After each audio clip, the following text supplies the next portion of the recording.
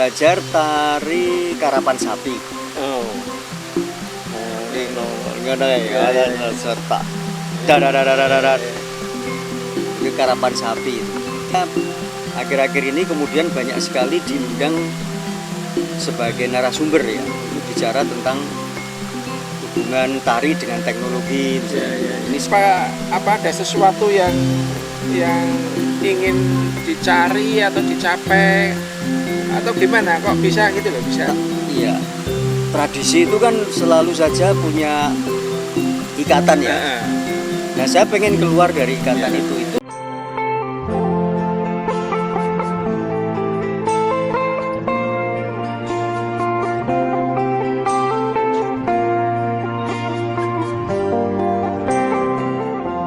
Indonesia, negeri nan elok, bagaikan sepotong tanah surga yang kaya budaya dan objek wisata. Keanekaragaman budaya dan kekayaan alamnya yang membentang dari Sabang hingga Merauke, dari Myanmar hingga Pulau Rote, sungguh indah nan mempesona dengan semboyan Bhinneka Tunggal Ika. Biodata, bincang objek budaya dan pariwisata, adalah media yang menyajikan informasi tentang seni, budaya, dan kepariwisataan kebanggaan bangsa Indonesia.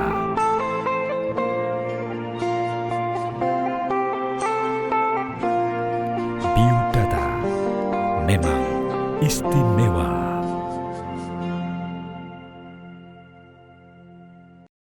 Mas Miroto, selamat sore Mas Miroto. Sore ini kita memang bersilaturahmi dengan Mas Miroto. Aku kepingin diparingi ya selain pengetahuan juga barangkali hal-hal yang menyangkut perjalanan berkeseniannya Mas Miroto. Nah, jadi kita mulai dari kita kepengen Mas Miroto itu sebetulnya yang melatar belakangi sehingga sekarang menjadi seorang ya penari, penata tari, koreografer dan sebagainya, konsultan dan sebagainya, itu sebetulnya sejak kecil itu apa memang ada memang sudah ada selain bakat tentunya semacam turunan ini lah. Jadi misalnya keturunannya penari apa dulu seniman tari atau seorang ya, atau memang belajar menari memang baru ketika usia berapa, terus prosesnya itu seperti apa? Oke, baik Mas Sigit. Memang terkadang ada ya pertanyaan, kok Miroto kok bisa jadi penari, Miroto kok bisa jadi koreografer gitu. Saya dulu ya orang ngerti ya. Awalnya cuman seneng aja kalau ada orang nari, saya tertarik untuk ikut kan. Kemudian saya mulai belajar tari beneran itu kan ketika saya kelas 1 SMP sebenarnya. Di umurnya 12-13 gitulah. Itu saya mulai belajar tari, ada tayungan, ada tari kuda-kuda. Ya basic gerakan dalam tari klasik gitu ya. Terutama tari yang sampai selesai itu tari kreasi baru. Pertama kali saya belajar tari karapan sapi. Serta dadadadadadad. Itu karapan sapi diciptakan oleh Bagong Kusdiarjo.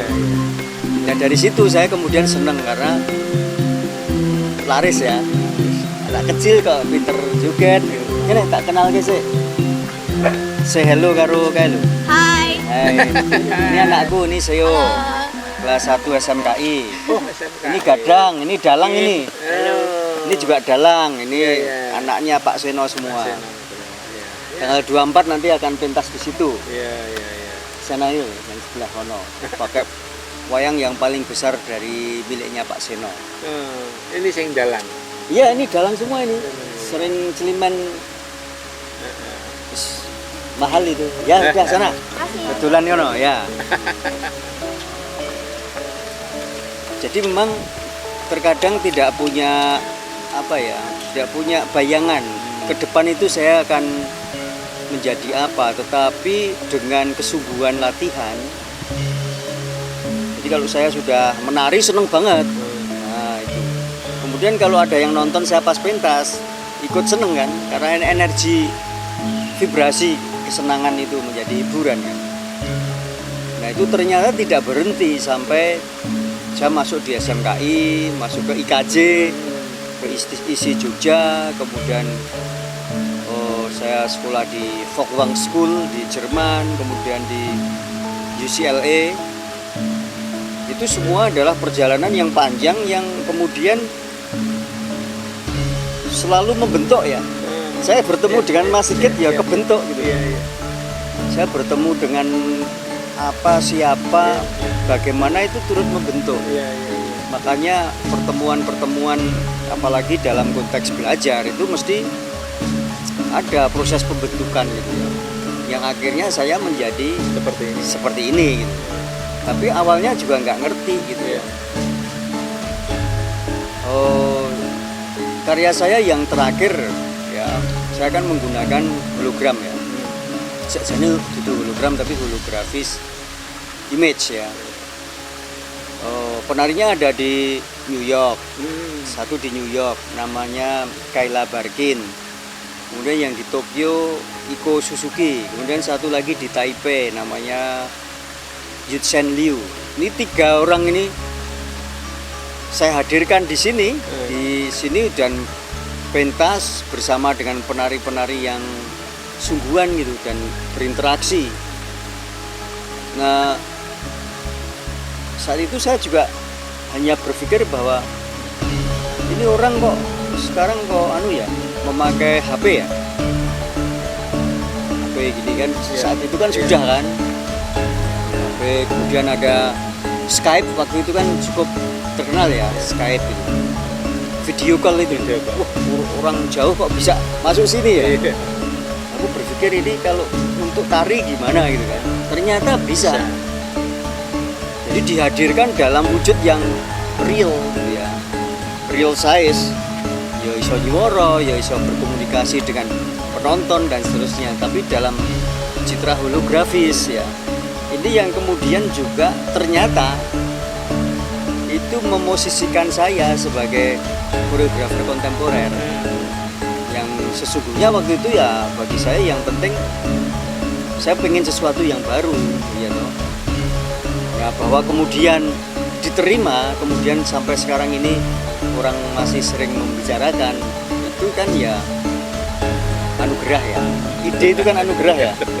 Kadang-kadang boleh ide angel banget lah tadi gitu, tapi kadang-kadang mak klik gitu ada gitu kan. Ya itu saya anggap anugerah.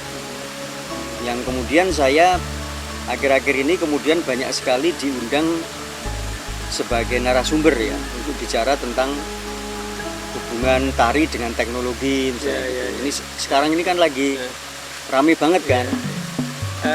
Tadi kan berangkatnya itu dari tradisi ya. Dari Tapi tradisi. Kok jadi ujungnya kok jadi bukan tradisi ya. Nah, ini gimana kok bisa apa ada sesuatu yang ingin dicari atau dicapai atau gimana kok bisa gitu loh, bisa Iya. kontradiktif. Iya, awalnya ketidakpuasan ya. Ketidakpuasan. Tari Jawa itu kan terbatas banget ya. Jatuh cintai gini, gitu.